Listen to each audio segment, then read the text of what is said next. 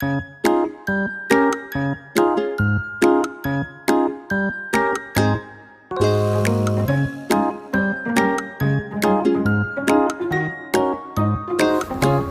जिनेंद्र, कैसे हैं आप सभी। 2 दिन हो गए, बड़ी घुमाई हो रही है, इसीलिए वीडियोस अपलोड नहीं कर पा रही। तो जहाँ जहाँ भी मैं जा रही हूँ आप सभी के साथ ये शेयर भी कर रही हूँ। आज ये जो नज़ारा देख रहे हैं, पंजाब से हिमाचल प्रदेश का टूर है ये, और माँ चिंतपूर्णी के दर्शन को हम निकले हैं। और ये दिन तारीख क्या है, 11 तारीख को पूर्णिमा के दिन, रक्षाबंधन के दिन, रात का समय है मुहूर्त का, राखी बांधने का। तो हम सुबह ही निकल लिए। और ये देखिए नज़ारा कितना खूबसूरत है। मतलब नज़ारा तो ऐसा है कि बारिश का मौसम है और पहाड़ी इलाका हो, और ये देखिए बंदरों की ये कलाबाजियाँ, क्या मज़ेदार ये नज़ारे हैं। बहुत अच्छा लग रहा है। और बारिश भी शुरू हो गई है। होशियारपुर की ये चढ़ाई शुरू हो चुकी है, पहाड़ी एरिया शुरू हो चुका है। तो इस सफ़र में मैंने थोड़ी वीडियो कट कर दी है, क्योंकि वीडियो बहुत लंबी हो जाती। तो ये पूरी चढ़ाई मैं निकाल चुकी हूँ, और अब ये हम पहुँच चुके हैं माँ चिंतपूर्णी के दरबार में। चिंतपूर्णी माँ का दरबार कहाँ पे है? हिमाचल प्रदेश के ऊना शहर में है। ऊना शहर में ये स्थित है। और चिंतपूर्णी माँ के बारे में, इनका पौराणिक, इनकी कथा अगर आप जाने तो ये देखिए गुड़िया, मेरी भतीजी, मेरी नीज़ बड़ी ही प्यारी है। और अक्सर आपने कई वीडियोस में देखा भी होगा। तो माँ चिंतपूर्णी की हम बात करें तो जब माँ सती अग्नि कुंड में अपने शरीर को त्याग दिया था, भगवान भोलेनाथ के हाथों में माँ सती की देह, मृत देह को देखकर जो भगवान भोलेनाथ की हालत थी, जिसके कारण पूरे देश में, पूरे ब्रह्मांड में जो विचलित एक ऐसा माहौल बन गया था, उस माहौल को, उस विकराल रूप को, उस आपदा को रोकने के लिए भगवान विष्णु ने अपना चक्र चलाया। माता सती के शरीर के 51 हिस्से हो गए थे, जो अलग अलग स्थानों पर गिरे थे। उन्हीं में से ये स्थान माँ चिंतपूर्णी का एक स्थान है। और यहाँ पर कहते हैं माता सती के पाँव गिरे थे। तो ये जिस हम रास्ते से जा रहे हैं, ये चिंतपूर्णी माता का मेन स्थान नहीं है। हम पिछली साइड से जा रहे हैं, ये शॉर्टकट है। तो अगर आप जाना चाहें तो ऊपर जाने की बजाय, क्योंकि ऊपर हम जाते हैं तो चढ़ाई ज़्यादा होती है, पिछली साइड से जाएंगे तो सिर्फ ये इतनी सी पौड़ियाँ हैं, फिर सीधा हम दरबार तक ही पहुंच जाएंगे। तो कम रास्ता हमें शॉर्टकट में हम जा सकते हैं। तो और ये अब हम आ चुके हैं माता के दरबार में।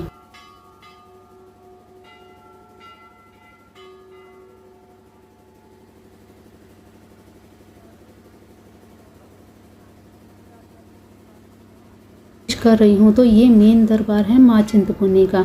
यही वो स्थान है जहाँ पे भक्त माईदास को माँ भगवती ने प्रत्यक्ष दर्शन देकर आदेश दिया था कि इस वट वृक्ष के नीचे मेरी पिंडी स्थापित करके उसकी पूजा करो और विश्व विख्यात हो जाए ये स्थान। तो माईदास के वंशजों की भी माँ भगवती हमेशा रक्षा करेंगी। तो ऐसी बात सुनकर माईदास बहुत असमंजस में पड़ गए कि ऐसा जंगल है, ये इस जंगल में रहकर मैं कैसे पूजा पाठ कर सकता हूँ। तो क्योंकि ये कथा लगभग 14वीं शताब्दी की ये कथा है, इतनी पौराणिक कथा है ये, जिस समय में इस स्थान पर जंगल ही जंगल था, केवल जंगल ही जंगल। माँ मेहर करना, तंदुरुस्ती चढ़दियाँ कला च रखना, कारोबार से वाधा करना, शारीरिक निरोगता प्रदान करना, खानदान की वृद्धि करना, लक्ष्मी का वाधा करना, लहरा बहरा करना, कमाई बरकत पाना। माता इस परिवार से अपनी मेहर की निगाह रखना, खुश न बुलाना। माँ जैन परिवार से मेहर की रखना वो सच्चे दरबार की जय। तो ये देखिए माँ चिंतपूर्णी के भव्य दर्शन, ऐसे भव्य दर्शन, और पूर्णिमा के दिन हम तो धन्य हो गए। और वाकई में सुबह हम 7 बजे निकले, 10:30 बजे पहुँचे, और साक्षात हम दर्शन कर रहे हैं। और दोपहर 12 साढ़े 12 बजे के बाद 12 बजे भोग लगता है। भोग लगने के बाद ही हम यहाँ से दर्शन फिर से कम मैंने 3 बार दर्शन किए। हमने 3 बार दर्शन, और इतने अच्छे दर्शन हुए, कोई कहने की सीमा ही नहीं है। और ये देखिए, यही है वो वट वृक्ष। और ये जो आप दरबार देख रहे हैं, ये सोने की परत है सारी। अगर आप नहीं जानते तो ये जो सारी येलो कलर की आप देख रहे हैं, सोने की परत है।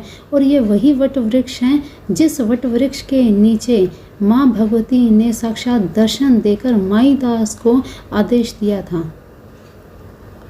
आप अगर यहाँ आसपास रहते हों या नहीं भी रहते हों तो एक बार माँ भगवती के ज़रूर दर्शन कीजिएगा। माँ भगवती सबकी इच्छाएं पूर्ण करती हैं। यहाँ पर एक और ख़ास बात है कि 51 अंग जिस जिस स्थान पर गिरे थे वहाँ पर 51 शक्तिपीठ बने हैं। और कमाल देखिए, भगवान भोलेनाथ हर शक्तिपीठ के आसपास 4 दिशाओं में भगवान भोलेनाथ के भी शिवलिंग स्थापित हैं।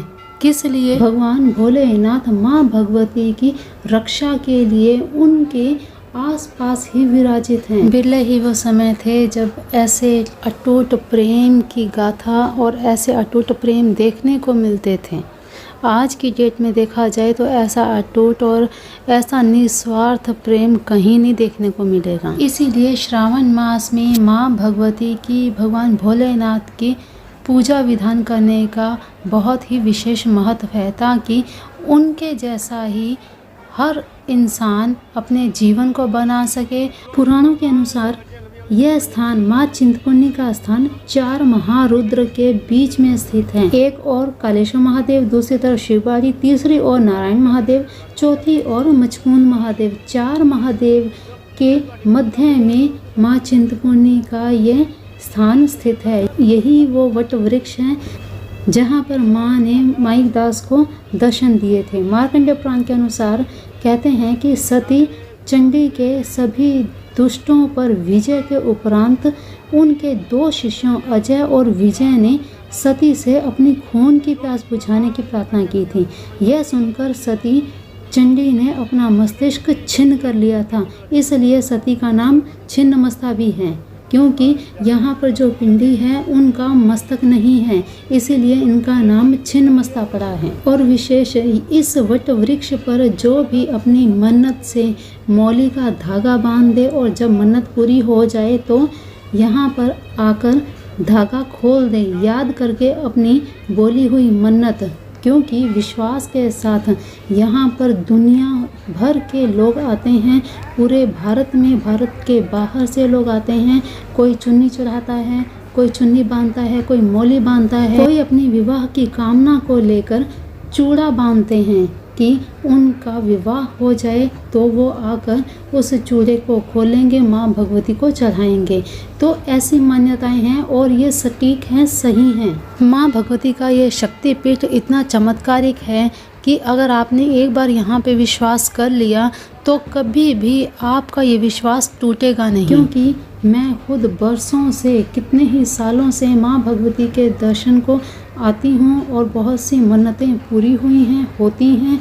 आप भी एक बार ज़रूर जाएं। यहाँ की एक ख़ास बात और बताती हूँ, यहाँ पर माँ भगवती के दरबार के गुंबद पर इकट्ठे करके सिक्के फेंके जाते हैं और जब वो बाहर नीचे गिरते हैं और वो एक सिक्का भी अगर आपको मिल गया तो उसे घर लाकर अपने धन स्थान पर रख दीजिए। देखिए कैसे बरकत होती है धन की, कैसे वर्षा होती है आपके घर में। तो ये सारा दृश्य जो आप स्क्रीन पर देख रहे हैं माँ भगवती के दरबार का पूरा प्रांगण है। ये माँ भगवती का दरबार एकदम सेंटर में है और ये सारा दृश्य, ये राइट साइड है और दूसरी साइड लेफ्ट है। और अब इस समय भोग लग रहा है और ये जो गुंजायमान, ये जो स्वर सुन रहे हैं आप, ये जो म्यूज़िक सुन रहे हैं, क्या कहने हैं। कुछ देर आप यहाँ पे आँख बंद करके बैठ जाएंगे तो ऐसे मंत्र मुग्ध हो जाएंगे, ऐसे आपका ध्यान लगेगा कि इस जगह से आपका आने को मन ही नहीं करेगा, लौटने को, अपने घर आने का भी मन नहीं करेगा।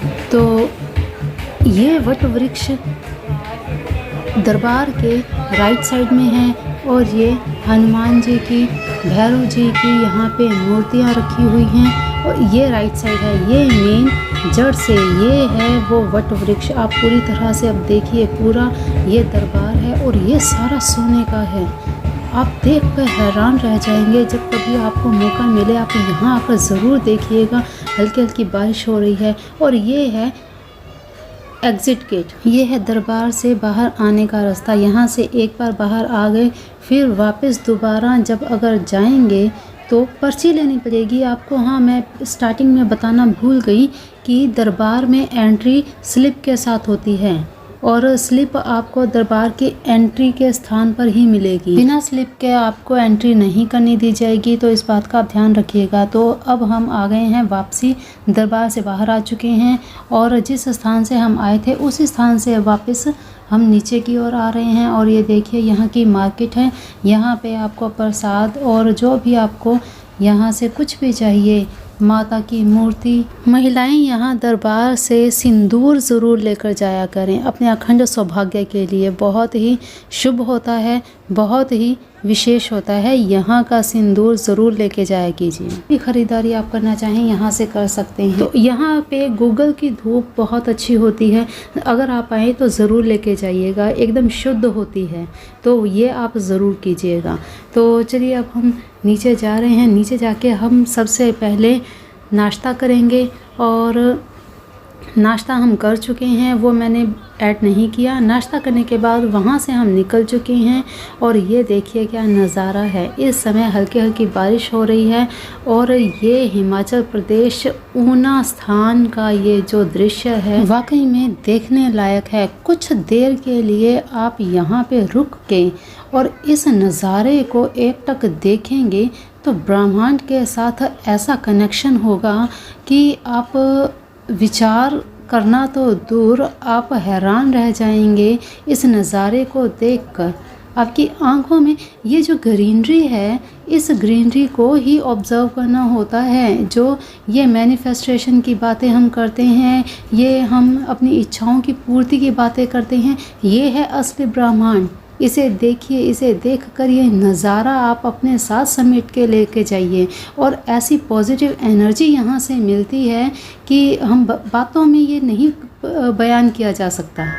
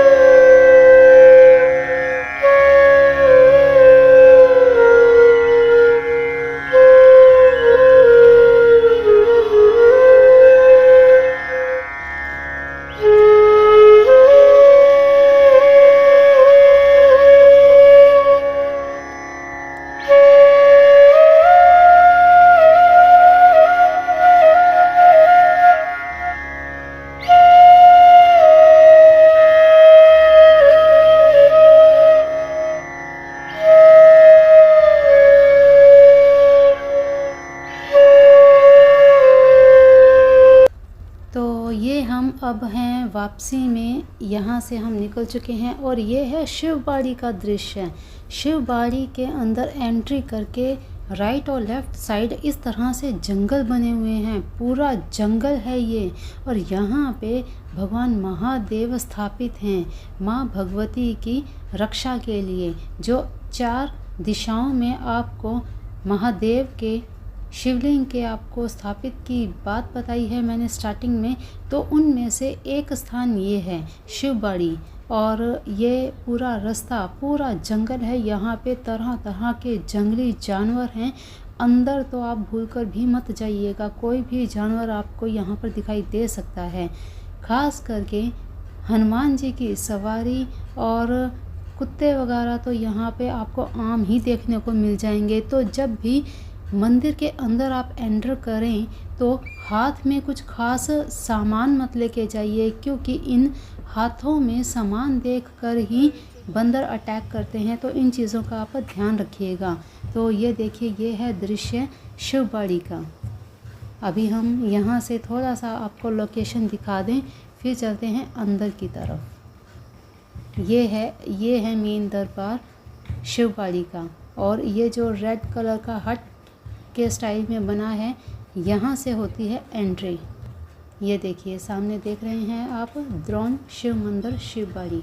तो ये हमारे भगवान महादेव माँ भगवती के प्रति असीम प्यार के प्रति जो यहाँ पे विराजित हैं।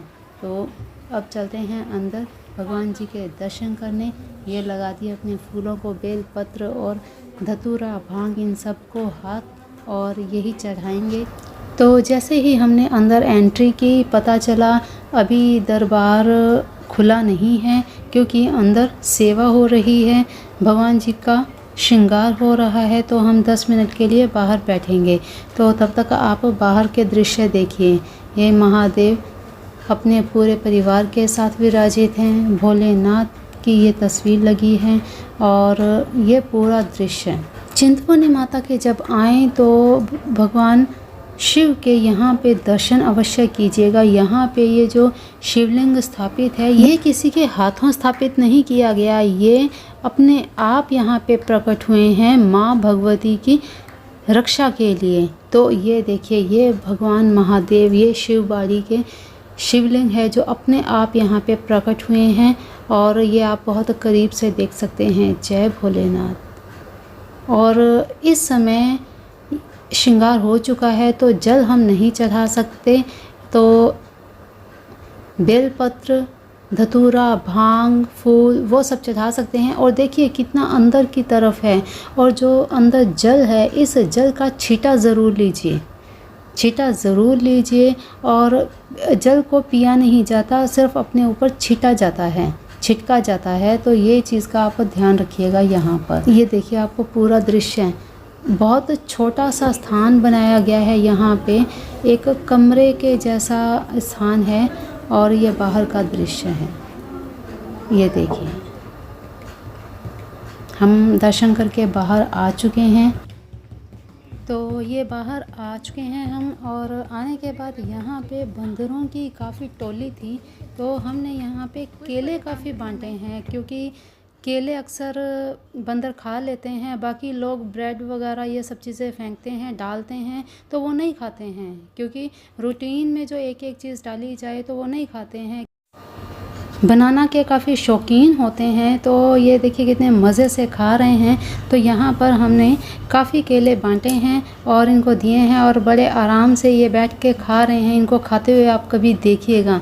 मैं तो एक बार वैष्णो देवी हम गए थे, वहाँ पे इनको फ्रूटी पीते हुए देखा। जैसे इंसान कहते हैं ना, पुराने समय में हम इंसान जो है वो पहले इसी योनि में था, फिर इसके बाद वो इंसान बना है। तो ये सारी चीज़ें तो आप जानते ही हैं। तो ये चलिए हम आ गए हैं बाहर। अब यहाँ से सीधा आगे जाके बगलामुखी माता का मंदिर आता है। तो ये बाहर का दृश्य है शिवबाड़ी का। ये मेन गेट है जो मैं गाड़ी में बैठ के ही कैप्चर कर पाई, बाहर से निकल के कैप्चर नहीं कर पाई थी क्योंकि बारिश हो रही थी।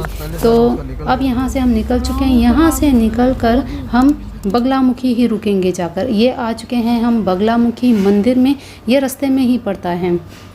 माँ बगलामुखी के बारे में भी आप सभी जानते हैं कि शत्रुओं का नाश करना हो या कोर्ट कचहरी का कोई केस हो, तो माँ बगलामुखी की आराधना कीजिए, उनकी साधना कीजिए, उनके मंत्र जाप कीजिए, आपकी इस प्रकार की सारी समस्याएं दूर हो जाएंगी। तो माँ बगलामुखी के हमेशा दर्शन यहाँ पर आएँ तो ज़रूर करें। ये जो आप देख रहे हैं ये माँ बगलामुखी के बाहर का दृश्य है। अंदर अभी हम एंटर करेंगे तब आपको ये देखिए, ये पूरा बाहर से भवन बना हुआ है और अंदर एंट्री करते ही बिल्कुल सामने, बिल्कुल सीधे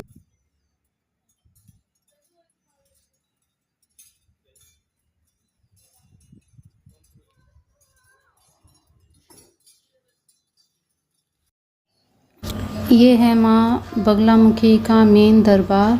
और यहाँ पर आपने देखा होगा सभी दरबार का रंग भी पीला है और माँ का रंग भी पीला है, माँ के वस्त्र पीले हैं, हर चीज़ पीली है क्योंकि माँ बगलामुखी को पीला रंग ही पसंद है। पीले रंग से ही माँ भगवती प्रसन्न होती हैं। तो ये देखिए माँ बगलामुखी का साक्षात, तो देखिए माँ बगलामुखी के साक्षात दर्शन। और ख़ास माँ बगलामुखी को जब भी भोग लगाएं या प्रसाद चढ़ाएं, पीले रंग का ही बर्फ़ी या लड्डू का ही भोग लगाया करें, क्योंकि माँ पीले रंग से ही प्रसन्न होती हैं।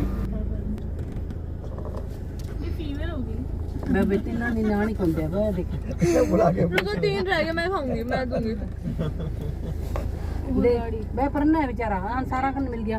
आगे चलो मरसू और मैं आगे बाना लेनी थोड़ा कौन सा आगे चलो, 2 रह गए। दो ही रह गए वैसे। हाँ ब्रेड है बाकी। नीचे ये बाबा खत्म हो गया ना। हाँ हाँ बहुत है वो। छोटे बच्चे लेके हाँ, और छोटे बच्चे के लिए लेके जा रही है। ये रह गया।